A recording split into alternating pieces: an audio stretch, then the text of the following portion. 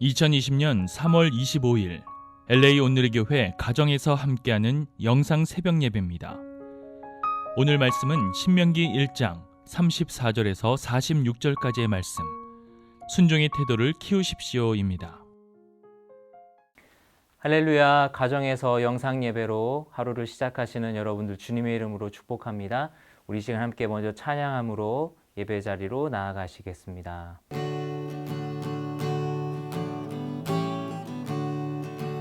예수 따라가며 복음 순종하면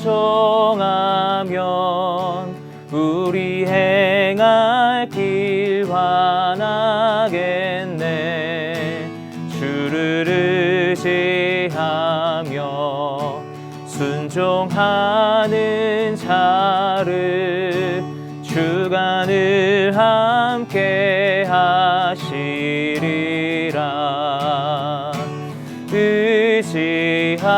의지하고 순종하는 길은 예수 안에 즐겁고 복된 길이로다. 남의 짐을 지고 슬픔 위로하면 주가 상급을 주시겠네. 주를 의지하며 순종하는 자를 항상 복 내려 주시리라.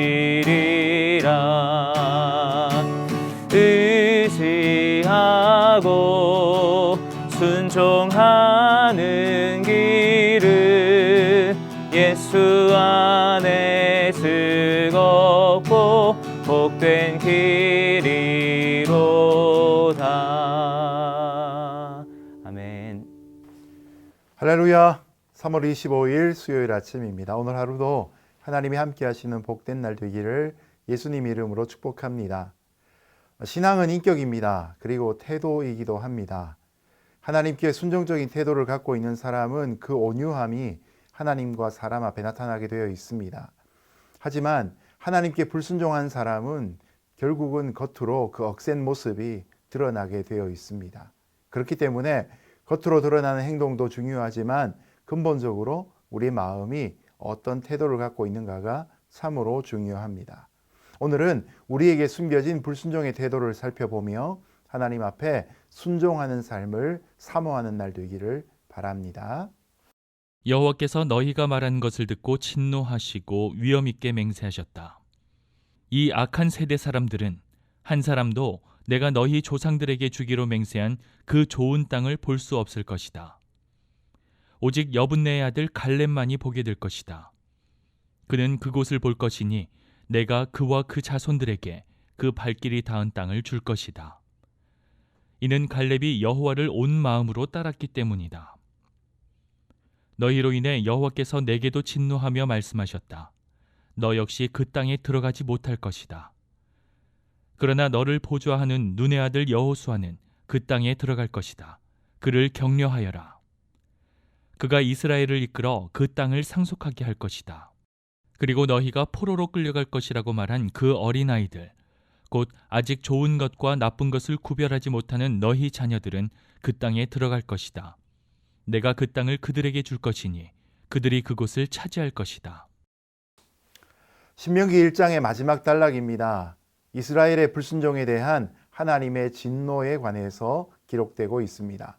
하나님은 이스라엘 백성들이 더 이상 돌이키지 않을 것이라는 것을 의지적으로 확인하셨습니다. 이스라엘 백성의 의지가 그만큼 부패하게 되었던 것이죠. 자, 이때 하나님은 판결과 심판을 내리실 수밖에 없습니다. 하나님이 원래 이스라엘 백성들을 조상들에게 약속해서 주신 땅은 좋은 땅이었습니다. 35절에 보면 그 좋은 땅이라고 표현되어 있습니다. 그런데 문제는 그 땅에 들어가 살아야 될 사람들이 좋지 않게 된 것이 문제입니다. 좋은 땅에 좋지 않은 사람들이 살면 곤란한 일들이 생기겠죠. 이스라엘의 모든 사람들이 하나님께 대한 순종과 신앙을 거부하고 만 것입니다. 이것이 참 이해가 되지 않는 부분입니다. 그래서 하나님께서는 지금까지 베풀어 주신 구원에도 불구하고 이스라엘 백성들이 불순종하는 모습을 보고는 용서하실 수 없게 된 것입니다. 결국 이런 처신을 했던 어른들은 자기 행동에 대해 걸맞는 처벌을 받게 됩니다. 그리고 그들의 지도자였던 모세 또한 함께 가나안 땅에 들어가지 못하게 되었습니다. 지도자 또한 책임을 맡은 공동체와 운명을 함께 했기 때문입니다. 자, 이런 심판 중에도 하나님의 구원이 있습니다. 바로 하나님이 주신 예외의 말씀입니다. 36절 말씀에 보면 여분네의 아들 갈렙, 37절에 보면 눈의 아들 여호수아가 예외입니다. 여호수아와 갈렙, 갈렙과 여호수아, 우리가 잘 아는 것처럼 정탐꾼들 나머지 10명과는 다른 반응을 보였던 사람이죠. 다른 이스라엘 정탐꾼들이 원수와 대적을 바라보고 난 다음 정작 바라봐야 될 하나님을 바라보지 못했던 그때 이 여호수아와 갈렙은 하나님만 바라보았습니다. 그리고 약속을 묵상하며 하나님을 온전히 신뢰했습니다. 이 두 사람은 가나안 땅 들어갈 자격이 되었던 것입니다. 또한 37절에 보면 아직 선악을 분별하지 못하는 어린아이들에게도 예외를 허락하십니다. 이들은 아직 좋은 것과 나쁜 것을 구별하지 못하는 미성년자들이었습니다. 그 때문에 하나님은 그들에게 책임을 묻지 않으셨던 것입니다. 하나님은 심각한 불신앙에 대해서는 아주 준엄하고 공의로운 심판을 내리시는 한편 다른 사람들 향해서는 자비로운 사랑 또한 잊지 않으셨습니다. 자, 여러분, 이것을 우리가 오늘 어떻게 적용하면 좋을까요? 비록 출애굽의 1세대는 자신들의 불신앙 때문에 실패를 했지만 하나님의 계획과 언약은 결코 실패하지 않습니다.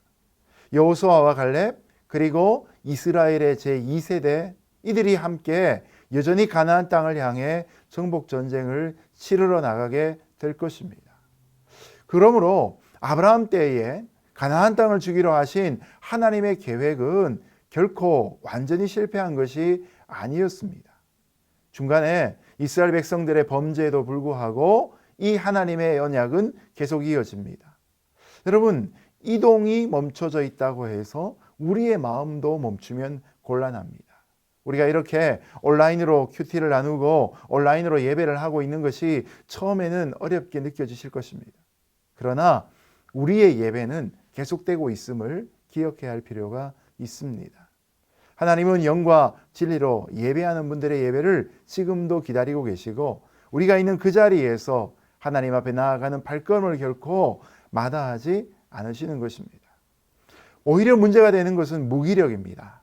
아무것도 할 수 없다고 단념하고 예배조차 드리지 않고 매일 말씀도 묵상하지 않으면 결국은 실패하는 1세대가 되어버리고 마는 것입니다. 오늘 광야 2세대처럼 여전히 꿈꾸고 여전히 기도하시는 저와 여러분 되시기를 예수님 이름으로 축복합니다. 그러면 멈춰 있는 것이 아니라 영적으로는 달려가고 날아가는 삶이 될 것입니다. 그러나 너희는 뒤돌아 홍해 길을 따라 난 광야를 향해 가라. 그러자 너희가 대답했다. 우리가 여호와께 죄를 지었으니 우리 하나님 여호와께서 우리에게 명령하신 대로 우리가 올라가 싸우겠습니다. 그리하여 너희는 그 산지에 올라가는 것이 쉬울 것이라 생각하고 자기의 무기를 들었다. 하나님은 이제 새로운 지시를 주고 계십니다. 갈렙과 여호수아 그리고 어린 아이들을 제외한 모든 이스라엘 백성들은 발길을 돌려 홍해 길을 따라 광야로 되돌아가야만 합니다. 그런데 문제는 뒤늦은 이스라엘 백성들의 깨달음입니다. 이스라엘 백성들은 그제서야 그들이 하나님의 명령을 거역했던 그 죄가 얼마나 큰지를 깨닫고 뒤늦게 가나안 땅에 올라가 싸우겠다고 나섭니다. 돌이켜 홍해 길로 다시 광야로 들어가라는 하나님의 명령을 어기고 있습니다. 그리고는 가나안 땅을 향해 억지로 나아가려고 했던 것이죠. 마치 청개구리 같고 철부지아이 같은 모습입니다. 하나님이 가라고 할 때에는 안 가고 이제 가지 말라고 할 때에는 한사코 가겠다고 하는 그들의 그 모습 또한 불순종이었던 것입니다. 여러분, 순종은 하나님이 원하시는 것을 하나님이 말씀하시는 그때에 이루는 것입니다. 하나님의 말씀의 내용뿐만 아니라 순종의 시간도 참으로 중요합니다. 여러분, 이때 이들이 후회를 하지요. 우리가 분명히 아는 것은 이런 후회는 결코 회개가 될 수 없다는 것입니다. 즉각적인 순종이 아니면 모든 것이 다 불순종입니다. 내가 뭔가를 할 수 있다고 하는 생각을 내려놓고 오늘 내가 묵상하고 순종해야 될 것이 무엇인가 깨달을 수 있는 저와 여러분 되시기를 예수님 이름으로 축복합니다. 그러나 여호와께서 내게 말씀하셨다. 그들에게 말하여라. 그리로 올라가 싸우지 말라. 내가 너희와 함께하지 않을 것이다. 너희는 너희 적들에게 지고 말 것이다. 그리하여 내가 너희에게 이 말을 전했지만 너희는 듣지 않고 여호와의 명령에 반역해 교만하게도 그 산지로 행진해 올라갔던 것이다. 그 산지에 살고 있던 아모리 사람들이 나와 너희를 쳤다. 그들은 너희를 벌떼처럼 쫓아냈고 세일에서 호르마까지 너희를 모조리 쳐서 쓰러뜨렸다. 너희는 돌아와 여호와 앞에서 울었지만 여호와께서는 너희가 우는 것을 돌보지 않으셨고 너희에게서 귀를 막으셨다. 그리하여 너희가 여러 날을 가데스에서 머물렀고 너희는 그곳에서 오랜 시간을 보냈던 것이다. 하나님은 인간의 열심과 꼭 함께 하시진 않습니다. 이스라엘 백성들이 스스로 아모리 족속을 치겠다고 올라갔지만 여기에는 중요한 것이 빠져 있습니다. 바로 하나님의 언약궤와 모세입니다. 하나님의 경고처럼 결국 이 싸움에는 이스라엘 백성들이 패배합니다. 벌떼에게 쫓기듯 모든 것을 팽개치고 도망하고 결국 최남단 호르마까지 쫓겨갑니다. 쉽게 이길 줄 알고 갔다가 참패를 당하고 말았던 것입니다. 여호와 하나님의 임재가 없는 전쟁은 결코 승리할 수 없습니다. 하나님의 법궤를 갖고 나가더라도 하나님의 약속을 따라가지 아니하면 그 전쟁은 승리할 수 없음을 우리는 이미 잘 알고 있습니다. 41절의 말씀에 보면 우리 하나님이라는 단어가 등장합니다. 하나님의 임재는 없이 내가 원하는 욕심을 갖고 우리 하나님이라고 외친들 하나님의 임재는 이루어지지 않는 것이죠.